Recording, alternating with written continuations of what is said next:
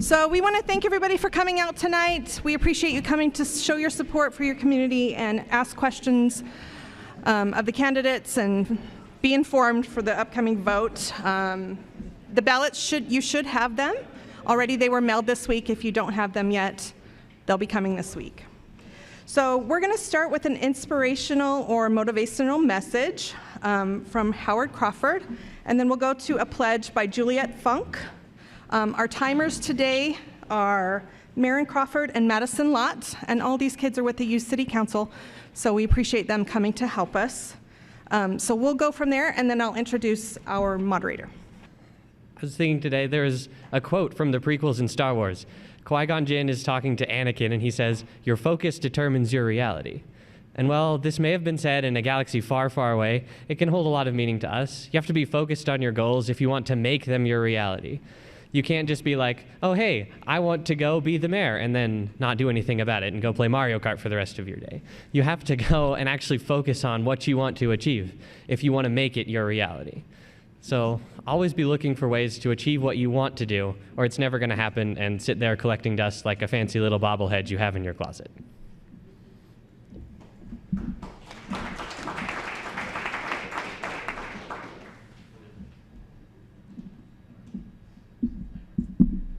Please stand. I pledge allegiance to the flag of the United States of America and to the republic for which it stands, one nation, under God, indivisible, with liberty and justice for all.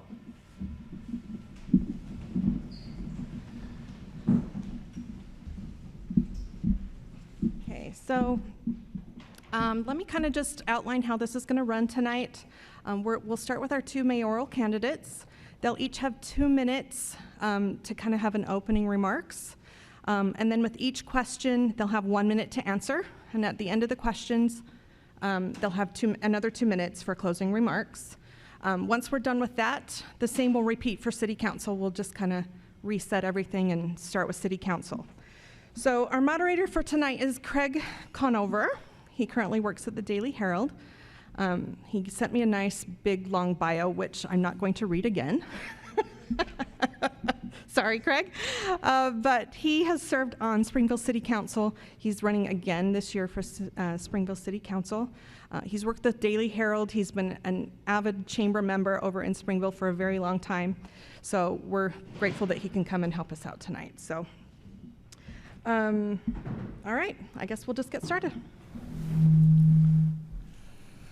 Okay, as Heather said, we'll get started. We're going to have opening remarks for 2 minutes each from each of our mayoral candidates, and we will start with Derek. Go ahead and give us your 2 minutes, and then we'll move on to Mike. All right, this is a little more official than I was thinking, but hi everyone, I'm Derek Gesselson. I'm running for mayor. I'm usually a soft-spoken guy. I don't have a whole lot to say, but the main thing that I would want people to know is that I am a constitutionalist. I love the Constitution. I revere the Constitution. And what motivated me to run for mayor is that I started to feel like a lot of our society, our country, is kind of losing sight of what the Founding Fathers wanted our country to look like. We're getting government too involved in our lives when government's meant to simply protect us and protect life, liberty, and the pursuit of happiness. And I felt like we're dealing with government too much in our lives. They're overreaching their bounds. And I just felt like there's something more that we can do as a society in order to get back to our roots. I've been part of Spanish Fork my whole life. I grew up here, and one thing I loved about Spanish Fork growing up was the Icelandic heritage. I have Icelandic blood. It's in our genealogy, and I love Iceland and the culture there. And I loved growing up with the Iceland days. And I also wanted to kind of bring a bit more of the Icelandic heritage back to Spanish Fork, kind of reminiscing of how I imagined or how much I loved the city growing up. So that's first a little bit about me. Hopefully we have some great thought-provoking questions that will help get more insight into my platform. But yeah, I hope I can earn your vote. Thanks. Mike? Thanks. I'll try to go quick too so we can get to the questions. Thanks everybody for coming tonight and taking time out of your Thursday night. I've been here a few times as a candidate. I've been on the council and re-elected to my council seat, so I've done this a couple of times here at the Senior Center. But I've also spent time at the Senior Center because Mayor Leifson has assigned that as one of my duties. So I've come here and spoke to our great seniors that come here on usually a weekly basis and discuss the issues of Spanish Fork. So it's really fun. I'm from Spanish Fork. My parents are John and Lena Mendenhall. My grandparents are Frank and Arlene Goll and Lynn and Betty Lou Mendenhall. They've been around here for a long, long time. I married a girl from Spanish Fork, Amber Gesslison, Derek's third cousin. I think it's pretty cool that we still have a small enough town that when you're dating somebody or running for politics, you do some genealogy in Spanish Fork. So it's kind of cool. Amber and I, our first home was next door here to the Senior Center in Ethelene Brunson's basement. And so we helped out over here. We had a great time living on Center Street. Now we live on the east side of town and raised 3 kids up there by Sierra Park and Maple Mountain High School. We love Spanish Fork, and I'm excited to continue to serve in this capacity. I will just tell you that I don't think local politics, local government is not the same government that we look at and get frustrated with on cable TV. This is different. This is people listening to your concerns day in, day out, sometimes at 1 in the morning, and talking to citizens about how we can be better as a community. And what makes us better as a community is not necessarily the government, but it's the people. And it's the people in the Senior Center, it's the Rotary Club, it's the Chamber of Commerce. And so thanks for putting this on. And I'm excited to get to questions and get to know everybody better. Thanks. Okay, let's get right to it. Our first question, and we'll start with Mike on this. If elected, what will you do to keep State Route 6 from turning into the traffic nightmare that University Avenue in Provo is? And what will you do to keep the small town feel of Spanish Fork that seems to be quickly diminishing? Great question. Highway 6 is pretty tough. Highway 6 is an intersection for the West, not just our city. So there's a lot of commerce that happens on Highway 6, and now a hospital that is there as well. So it's busy. How we keep it from coming University Parkway? There's a couple of issues. We've got exits planned that we've fought for the funding. Mayor Leifson has led the Mountainland Association of Governments in getting the necessary funding to have other exits off on and off the freeway. So one will be in Springville and by the old Santana Raceway. Center Street will be another one. The small town feel of Spanish Fork. I can tell you this: when we talk about growth here tonight, don't get lost on the irony of what this is. You're electing 40-year-olds. She's got me. She yellow carded me. She yellow carded me. I'll continue growth. I'll bet we have another growth question. Yeah. Okay, Derek. Yeah. So I think he already addressed what they're already doing in order to help plan ahead for avoiding a lot of the traffic issues that we have on Highway 6.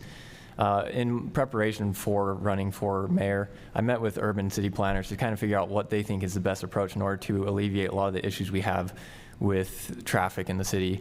And one thing that stood out to me is the idea of walkability, something that we don't really think about, but it involves a lot more planning ahead.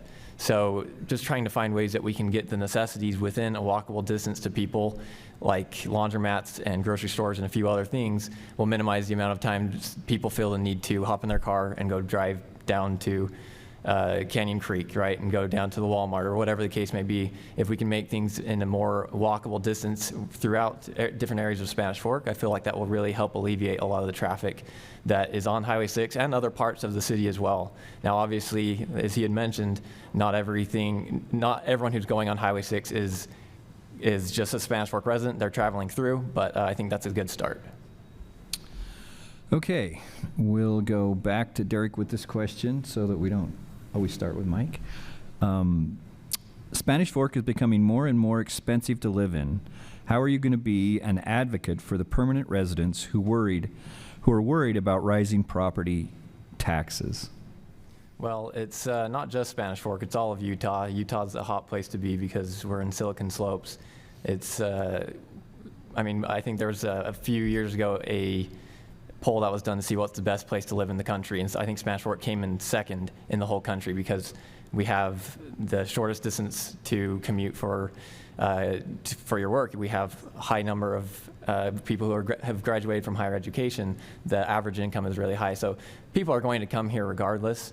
But I think in order to make sure that people feel confident in keeping their homes and not feeling like, if they have to move out, that they're going to have to be sacrificing hundreds of thousands of dollars in lost equity, I think there's just building up the town. Obviously, what we're doing right now, right? We are accepting the growth to a point that we know that Spanish Fork is an important place to be. If we can keep it as a star on the map people want to come to, people will maintain their equity. So, important point. We do enjoy some of the lowest property taxes in the state of Utah and have done for years and years. The key to doing that is making sure your economic growth keeps up. And what that means is sales tax into the city.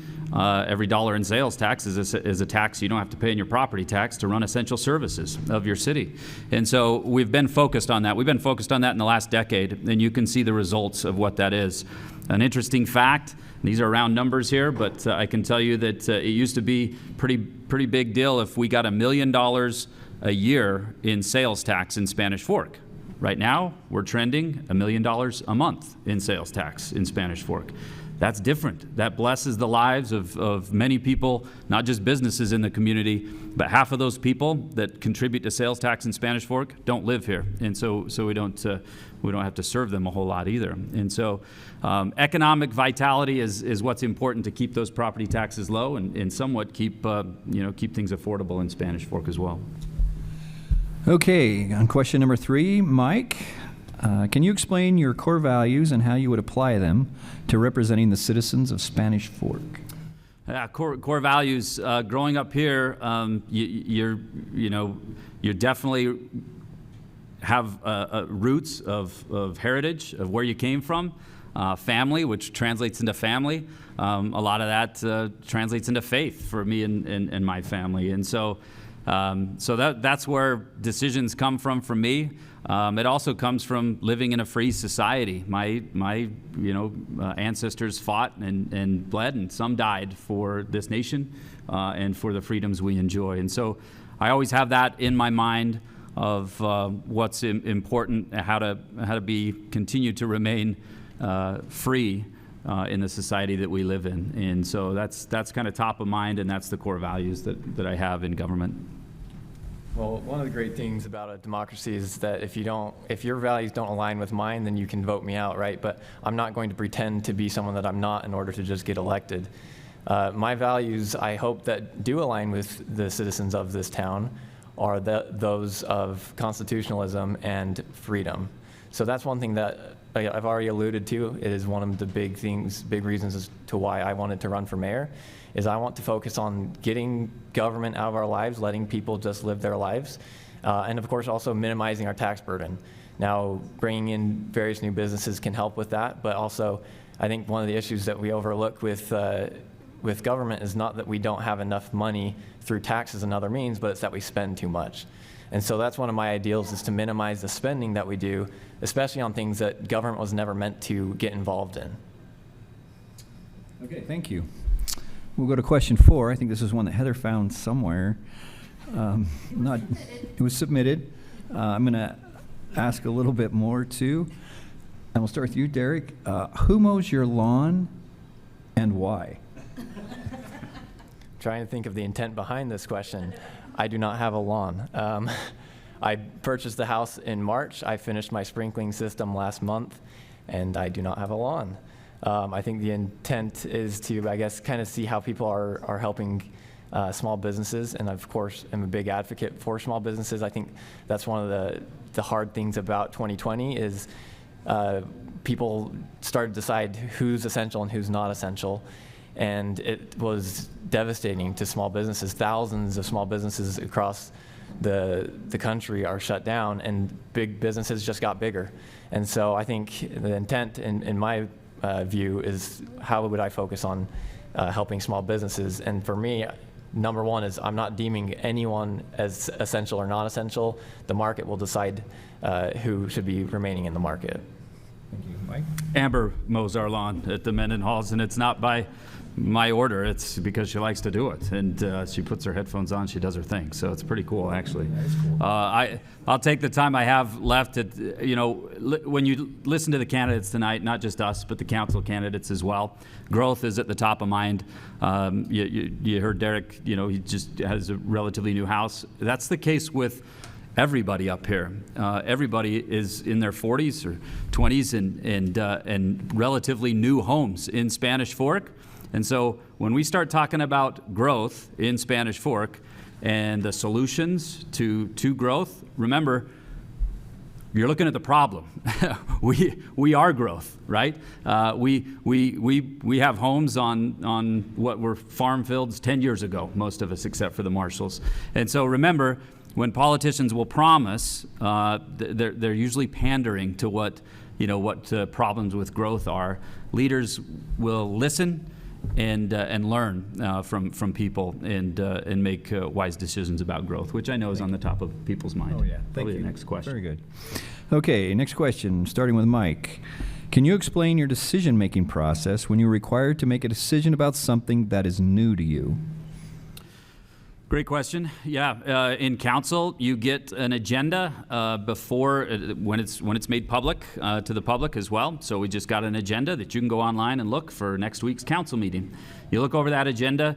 You work with staff to get the insight and the details of how this came up to the council, and then you go talk to the people. You go talk to the people who have some insight in it as well. A lot of time that's landowners, whether it's homeowners, whether it's vacant landowners, people like that, and you get insight from all sides. Again, just what I mentioned last here was leaders listen and then lead. They're there to learn as well, and so to stand up here and think that because you're elected, all of a sudden you have all this knowledge about planning and about roads and about sewer and about infrastructure, you don't. You just don't. And 8 years I've done this, and I still have a lot to learn. But I'm excited to continue to the next decade and continue learning and listening to people. Thank you. Yeah, I would reflect a lot of the same things here. Again, I'm not a person who's going to try and pretend that I'm someone that I'm not. And to that same extent, I'm not going to pretend that I know something that I don't know. So if, like you said, you're going to have to inform yourself. One thing that, growing up watching all the debates, I always found peculiar is they ask very specific questions about how would you handle what the military did in this situation 5 years ago. And they always act like they have an answer. They knew exactly what to do. But I really find that disingenuous, right? I really think that the best thing to do is obviously inform yourself as much as you can, but ask around to the people who it will affect most and the people who are experts in that field. Okay, thank you very much. Back to Derek. As the population of Spanish Fork grows and we cross the threshold of transplant, I think they meant to say of more transplants than multi-generational residents, what are your plans to accommodate new ideas and increase diversity? Well, I think you can't force diversity, in my opinion. Diversity comes as diversity comes. If you have more diverse people, whether that be certain types of, racial demographics, if you have different gender demographics, everything like that, you can't force it because then you're adding to the problem. So I think it is a more nuanced question, but I think the main thing we need to do is leave it open to the market. That's what constitutionalist does. He doesn't want to interfere in things that he doesn't need to interfere in, especially when it comes to government. I want to leave it up to the market to decide, if you want to support a company that's more diverse as opposed to one that's not, then that's what you do, right? You let your dollar decide. So I'm opposed to interfering in any way and saying we need more diversity or we need to focus on this industry. I leave it up to the market. Yeah, I would say we've got that in Spanish Fork. Bring the good things that you're coming with. If you're coming to live here, you're coming to live here for some reasons, and some of the coolest reasons is our volunteerism, people serving people here. And so that's why people typically say they love it here and love the feeling of living here. The Icelandic heritage, like Derek mentioned, is really cool, and it's really old. It's been here for a long, long time. When I was a kid, I remember my grandma taking me there and saying, this is our heritage, this is what we do. Well, there's a lot of people every year new to that didn't know there was such a thing, right? And so it's already happening as people come into Spanish Fork. You're going to keep the identity. Again, it goes back to the Mayor Leifson bringing back the home of pride and progress. We are proud of who we are and where we've been, but we're not afraid of progress. We lean into it. And so if somebody has a great new idea of celebrating something else, we'll bring it to us, and you'll probably see it in an event in the park the very next year. So, Thank you.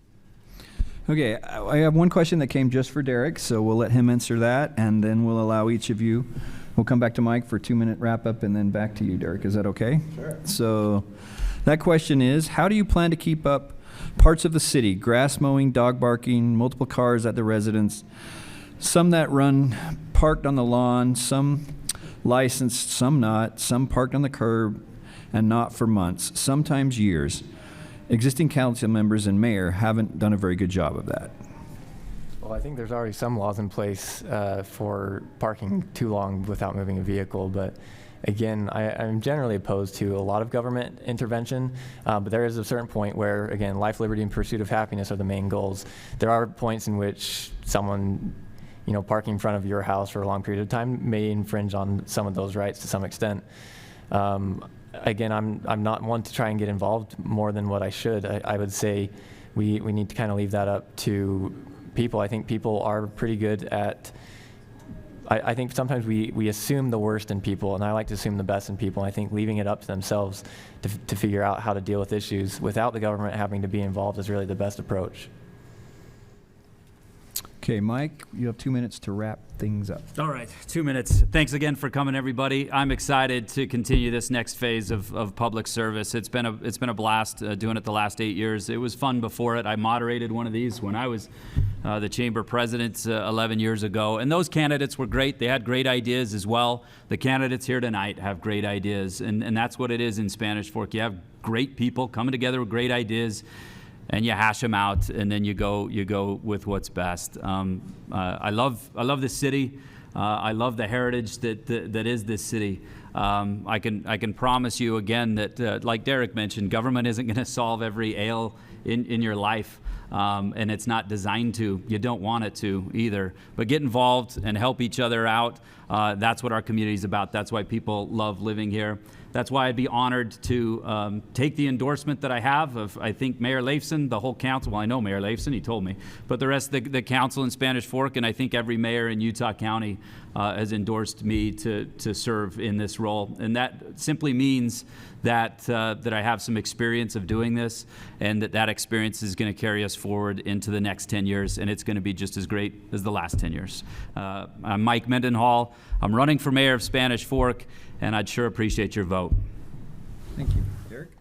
Awesome. Well, I don't have as many endorsements because no one knows who I am, and I obviously don't have the title of current council member in order to seek those, and that's not something that I cared too much about. One thing, I wanted to focus on is getting back to our roots.